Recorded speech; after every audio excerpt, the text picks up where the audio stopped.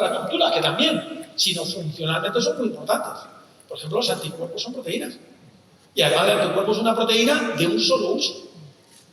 Porque el anticuerpo se suelta para localizar a un bicho malo. Entonces, cuando lo localiza, se engancha. Y es como un chivato. ¡Atención, atención, un killer! ¡Que aquí hay un malo, que aquí hay un malo!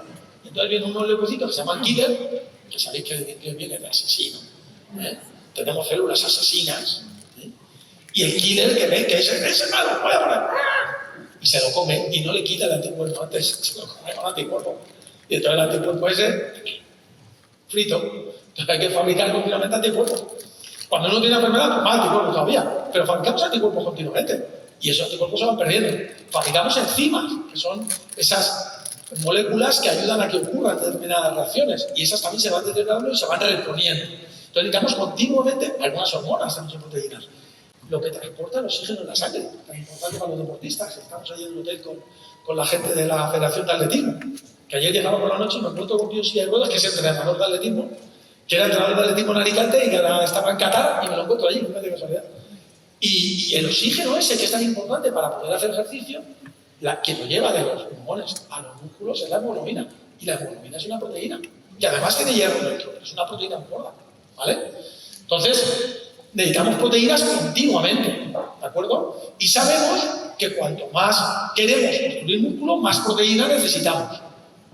Y que ayuda a tener esa composición corporal con más masa magra y menos masa grasa. Como decía, el mínimo está un poquito por encima de 0,8. Y tenemos proteína, generalmente la gente la busca en la carne, en el pescado. Pero fijaros que la soja tiene por cada 100 gramos más proteína. Y además la proteína de la soja es la única proteína vegetal que tiene todos los aminoácidos esenciales. Es decir, una proteína vegetal de alta calidad. Tiene más proteína que el pollo o que la vaca o que incluso el salmón. Que no quiero decir que no comáis pollo o que no comáis salmón. Pero que la soja tiene todos esos aminoácidos y en mayor cantidad. ¿Vale? Entonces, como decía, las cantidades irían desde 0,8 una persona, que eso se calcula para una dieta base de una mujer de 2000 calorías y sedentaria, que eso no debería existir, no que no debería existir las mujeres, sino las sedentarias, que nadie me entienda mal. Yo estoy muy enfadado con las mujeres, pues no sé si habéis fijado antes, he puesto cuando he hablado de envejecimiento, había una diapositiva que ponía expectativa de vida, esperanza de vida. ¿Por qué tenéis que vivir 6 años más que nosotros? ¿De qué? ¿Y de igualdad? ¿Dónde está la igualdad? 6 años más que nosotros. No, un par de meses para arreglar los papeles. 6 años, coño. ¡Somos bravos! Bueno, otra cosa importante de las proteínas, que no se almacenan. Los hidratos de carbono se almacenan o bien en los músculos, ayer hablábamos del famoso glucógeno, ayer me dieron una clase de glucógeno muy chula, se almacenan en los músculos y en el hígado, que ayer no hablamos del hígado, el hígado también almacena el glucógeno. Y la grasa, bueno, la grasa se almacena, la grasa se almacena donde quiere, no pregunta, pero la proteína no. Entonces, ¿qué ocurre? Que como continuamente, esto de la reposición celular no es, oye, los lunes voy a ver si hago limpieza. No. Continuamente, cada segundo, cada minuto, van muriendo células, cargándose proteína y construyéndose unas nuevas, ¿no? Entonces tú vas necesitando proteína y necesitas esa proteína continuamente. ¿Qué ocurre? Que cuando tienes proteína, la vas a coger de donde haya y como no hay reservas, donde más proteína hay, porque es el tejido que más proteína tiene, es el músculo. Entonces, si tú decides, no, es que voy a controlar el peso, y me han dicho que lo que tengo que hacer es cerrar el pico, no comer. Vale, no comes. ¿Qué ocurre? La grasa está ahí agarrada, está ahí en una esquina que se sujeta bien fuerte y dice, no, tira del músculo que gasta más. Y es verdad, el músculo gasta más calorías y además le sacan la proteína. Entonces, cada vez que no comes, chupas del músculo. ¿Que no como? Chupo del músculo. Cada vez que haces ayuno, pierdes el músculo. No, es que yo el ayuno lo hago intermitente. Ahora chupo, ahora no. Ahora chupo, ahora chupo, ahora no. Tú mismo. Tú quieres hacer las cosas bien. Toma proteína continuamente, pero ajusta mucho más tu control calórico, sin perder esa proteína. ¿Cuál sería el límite? Desayuno batido, comida batido, cena batido. Tienes toda la proteína que necesitas y te sobra un montón de calorías.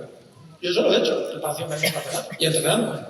Bueno, cuando he entrenado, si el entrenamiento era muy fuerte, había un cuarto batido de ese entrenamiento, que me lo había ganado con ese entrenamiento. Bien, perfectamente. A lo mejor en 2 semanas 10 kilos, entrenando. Pero eso es una situación límite, eso no es para hacerlo toda la vida, pero tienes ese recurso ahí que sabes que puede llegar hasta ahí. Entre eso y no hacer nada, fíjate si hay un espectro amplio. Puedes decir, mira, pues me quiero ajustar un poquito, lo que voy a hacer es meter el entrenamiento por la mañana en ayunas, que eso sí es bueno. Las ayunas no, pero el entrenar en ayunas sí. Porque una de las ventajas de las ayunas, he dicho la desventaja, una de las ventajas es que movilizan las grasas. Pero es que el entrenamiento en ayunas las moviliza más, que en realidad se llama entrenamiento en baja disponibilidad de glucógeno. Vale, ese entrenamiento por la mañanita moviliza las grasas, activa tu metabolismo, sube tu nivel de oxígeno, ya estás consumiendo más todo el día y después de eso necesitarías darle el alimento a tu músculo porque has entrenado y desayunar para no entrar en el ayuno. Y entonces hacer lo que yo llamo el recuyuno. El recuyuno es un batido que es mezclar el desayuno con el batido de recuperación. Yo, por ejemplo, me pongo a lo mejor un batido de plátano con 2 o 3 cucharadas de strength. Mi recuyuno. Y ahí ahorro un poquito de calorías, porque no me llevo a tomar un strength, ni me llevo a tomar un Fórmula 1 con todo lo demás.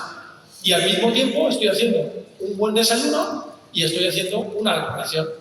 ¿De acuerdo? Entonces ya cada uno de nosotros tiene que conocer a su gente para buscarle la fórmula. No, yo es que no tengo que ajustar tanto peso y lo que quiero es recuperar muy bien. Bueno, pues haz tu entrenamiento en ayuda porque es bueno, tómate tu Reveal Strength que te va a ganar, incluso si el entrenamiento es muy largo y estás entrenando fuerte, tómate un Reveal Strength durante el entrenamiento, otro cuando acabes y media hora o 40 minutos después tu Fórmula 1 de desayuno. Perfecto.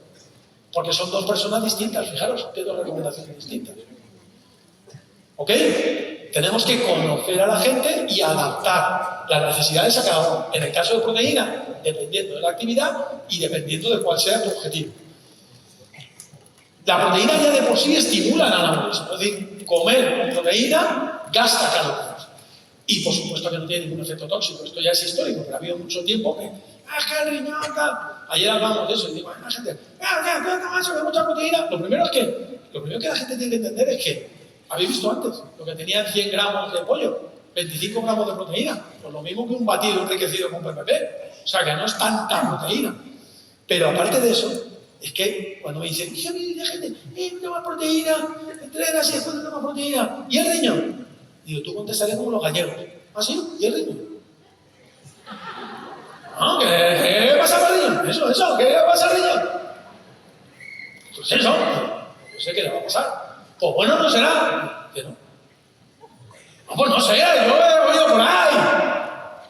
¿Y a quién se los he oído? Está en un artículo científico, está escrito en algún lado. No, pero lo he oído. Pues ten más cuidado con lo que oyes. Sí. El soporte científico, la cantidad de proteína que podrías tomar al día está muy por encima de lo que tomamos ninguno de nosotros, pero incluso los atletas de halterofilia, los de bodybuilding, etcétera, etcétera. Es decir, no hay ningún problema. Otra cosa es que tú hagas mal otras cosas, porque sabéis que durante mucho tiempo hubo una mala asociación. Esto es una historia muy curiosa. Cuando empezó el bodybuilding en Estados Unidos, claro, la gente que hacía bodybuilding funcionaba a base de 2 cosas. Fase de crecimiento, anabolizantes, pero a piñón, ¿sabes? ¿Qué ocurre? Que los anabolizantes se cargan el hígado. Fase de secado, ¿sabéis lo que es la fase de secado? La fase de afinar, ponerse fino. Diuréticos, a piñón. Los anabolizantes que se cargan, el hígado. Los diuréticos que se cargan, el riñón. Llegamos los pies al hospital con el riñón hecho mixtos y el hígado hecho mixto. Iban a reconocer que se estaban tomando fármacos ilegales, que habían comprado de manera ilegal y no sé qué. ¿A ti qué te pasa? No, yo tomo proteína. ¡Ah, amigo! Y se creó esa especie de bulo. Pero luego cuando se han hecho estudios científicos, ¿de acuerdo? Entonces no os creáis esa cosa. Incluso la proteína, por ejemplo, de soja, en la gente de cáncer de mama aumenta la supervivencia. Y también durante mucho tiempo se ha dicho que no se podía tomar, ¿vale? ¿Y qué pasa? Que lo que sí que está clarísimamente demostrado es que si no tomas suficiente proteína, es una penia. Es una penia terrible. Una sarcopenia terrible. ¿Y por qué esta penia es sarco? Porque sarco es pobre. Y es que pierde salud. Y claro, eso es una pena, con lo que ha costado hacerlo. ¿Por qué el mundo está hecho al revés? Lo poco que cuesta liar la grasa y lo mucho que cuesta quitarla y lo mucho que cuesta sacar el músculo y lo poco que cuesta perderlo. No podía... Digo yo, si hay alguien que organice esto, no está mal diseñado. En fin, es cierto, el principal problema que tenemos, y sobre todo las personas a partir de una edad, es que nuestro músculo tiende a deteriorarse. También es verdad, porque a partir de una edad, clásicamente en estos estudios que se hacían, la gente a partir de una edad disminuía mucho su patrón de actividad. Era el abuelito que yo decía antes y lo sentabas en la silla. Probablemente si hiciéramos estudios más actualizados, esa pérdida por la edad que ocurre, porque es verdad que lo decíamos que se va oxidando todo y también los mecanismos de restauración de todas las células, entonces digamos que no se recupera igual. Pero probablemente la caída no sería tan grande hoy en día que las personas con esa edad mantenemos esa actividad, ¿vale? Pero eso ocurre y hay que manejarlo. Y luego otra cosa, a propósito de la sarcopenia, es que hace poco me llegó un comunicado de esto, fijaros, es de abril del 2024, de una página web de formación continua en medicina que se llama Medscape, que venía en inglés, pero luego me di cuenta que el artículo original era en castellano y lo saqué. Y decía esto, decía, hay que tener en cuenta ahora mismo que para la obesidad se dan fármacos, se hacen operaciones, y no sé qué, y no sé cuánto, o dietas, o ayunos, o no sé qué. Lo importante que es que la gente está perdiendo lo que necesita consumo de proteínas. Dice, si una persona está haciendo alguna dieta, etcétera, etcétera, dice, tiene que repartir bien proteína y aumentar el consumo a por lo menos 1,4 o 1,5 gramos por kilo. Simplemente porque está haciendo la dieta. Con lo cual, si hace ejercicio, todavía sería más. Que el aporte de proteína sea de alto valor biológico, que ahí le falta la soja, la tenemos que regañar. Pero sí que fíjate que llega a decir que si no se logra con los alimentos correctamente, sería bueno añadir suplementos y sería bueno añadir ejercicio de fuerza. Es decir, es algo que está ya a la orden del día en la medicina. Y es algo que sois vosotros los que lleváis a la gente. Es decirle, ¿queremos asumir ese proceso responsable de envejecimiento saludable? Vamos a empezar a desarrollar esos hábitos de entrenar todos los días y alimentar correctamente ese entrenamiento. Y para eso tenemos nuestras proteínas. La número 1, que es de Fórmula 1, ¿por qué? Porque es como la piedra filosofal. Es la respuesta a todas las preguntas. Es lo que cuando una persona, es que no sé qué darte, o va bien. ¿Por qué? Porque sé que te doy proteína, sé que te doy fibra, sé que te doy micronutrientes, te doy todo. Y además es un primer paso tan bueno que cuando tú lo pruebes, me vas a decir, quiero más. Y en ese tiempo yo te he podido ir conociendo. Pero cuando llegas a mí la primera vez todavía no te conozco. No sé, a lo mejor, si vas a necesitar más el estatal, si vas a necesitar más proteína, si vas a necesitar barritas, si te va a encajar en el café, si no sé qué. Pero sí sé que te va a encajar el batido. Todo no me encaja.